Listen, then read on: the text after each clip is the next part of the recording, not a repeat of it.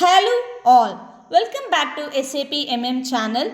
Today we learn more about the interview questions on the topic called MRP, Material Requirement Planning. Let us start. Which key views in Material Master must be maintained to enable the MRP? The interviewer may ask these key views in Material Master which enables the MRP. The answer should be to enable the MRP for a material, you should maintain the following views, that is MRP 1, 2, 3 and 4. Under MRP 1, MRP type, MRP controller, lot size and the MRP area. And coming to the MRP 2, it is procurement type E, F or X in case of special procurement type. And MRP 3, strategy group or the availability check. And in MRP 4, BOM explosion, that is bill of material explosion, and the material control parameters. Without these views, a material cannot be picked for the MRP run. So you should know the MRP, these four views, that is MRP 1, MRP type, controller, lot size, MRP area, and MRP 2, procurement type, MRP 3, strategy group and the availability check, MRP 4, BOM explosion and the planning control parameters. For example, raw material used for in-house production must have the E, that is in-house production type, that is the procurement type is E. And the lot size is EX, that is lot for lot, and the strategy group is 10 to enable the planning and the requirement generation. And also the one more thing is always maintain the MRP at the plant level, since MRP is a plant dependent. Moving on to the next question. How does the SAP determine whether to generate the planned orders or the PRs? The interviewer may ask, how does the SAP determines whether to create the planned orders or the purchase requisition? The answer should be SAP checks the procurement type and the creation indicator during the MRP run. If a procurement type is F and the creation indicator includes the PR, the system generates obviously PRs. And if the procurement type is E, system creates the plant orders. Also, special procurement types and the quota arrangements will also influence this logic to SAP. For example, during the T-code MD01N run, if a planner selects the creation indicator 1, that is purchase requisition, in SAP during the MDN01, if a planner selects the indicator 1, that is purchase requisition, it directly creates the PR for all externally procured material. Always use the creation indicator in MD01N or MD02 to control what type of documents are generated by MRP. Moving on to the next question. What is the use of the transaction code MD04, that is the stock or the requirement list in MRP evaluation? The interviewer is asking the usage of transaction code MD04. Your answer should be MD04 shows the time-phased net requirements.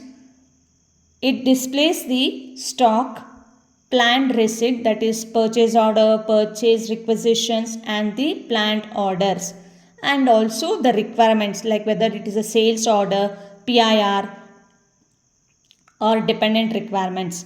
This list helps the MRP controller to monitor the material supply and the demand and take the manual actions if needed. As per the situation, he can monitor the material supply or the demand. For example, a material shows the PIR for 1000 units and PR for 800 units. The MRP controller checks in MD04 T code and adjusts the PR manually. Always use the MD04 T code frequently because it gives the accurate view of material planning and the situation in a real-time basis. Moving on to the next question. How do you interpret the elements shown in the stock or the requirement list such as PIR, PO, stock and the PR?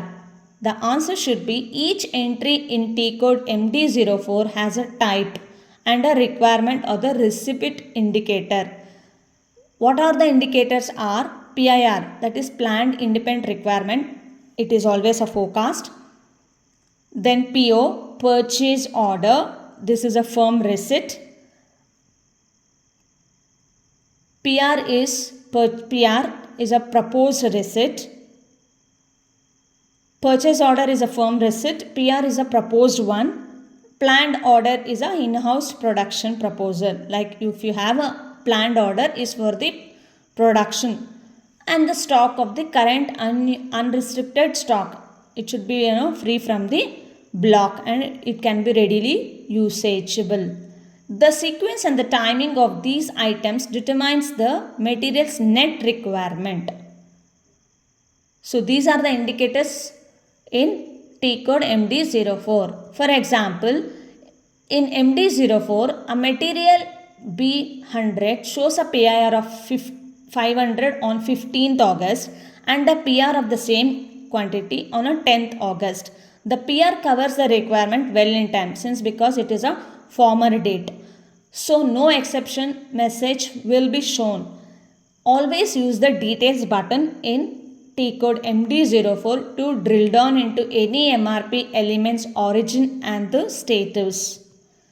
Moving on to the next question. How do you execute a planning run in SAP S4HANA using the T code MD01 or the MD02? The interviewer is indirectly asking the differences of these two T codes MD01 and MD02. The answer should be in SAP S4HANA, MD01N is a new transaction code replacing the former one, that is MD01. It is used for the total planning across the plant, while MD02 is used only for a single material and single level planning. In MD01N, you can specify the plant MRP controller processing key as NETCH, NEUPL, creation indicators like planned orders, PRs, scheduling parameters and the planning mode.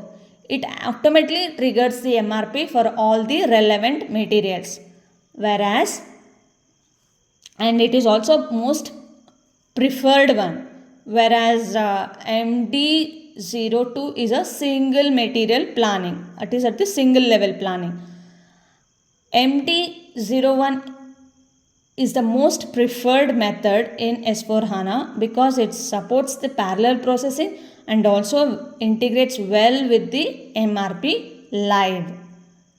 Coming to the example, at the end of each working day, the MRP controller runs the MD01N for the plant 1100 with the processing key NETCH to replan the materials only if there is any changes, ensuring the fresh proposals are created for the changed material. Always use the T code MD01N because for its performance and also its capability and also it integrates well with the, as I said, well with the MRP live in S4HANA. Thank you all for your attention and do subscribe. As I said, your subscription will be a big motivation for me to come up with many more topics and make your interview hassle free and get the job as soon as possible. All the best, do well and be confident, and do not forget to subscribe my channel and leave a comment. Thank you all.